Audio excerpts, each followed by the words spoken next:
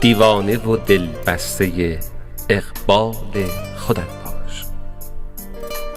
سرگرم خودت، عاشق احوال خودت باش. یک لحظه نخور حسرت آن را که نداری. راضی به همین چند قلم مال خودت باش.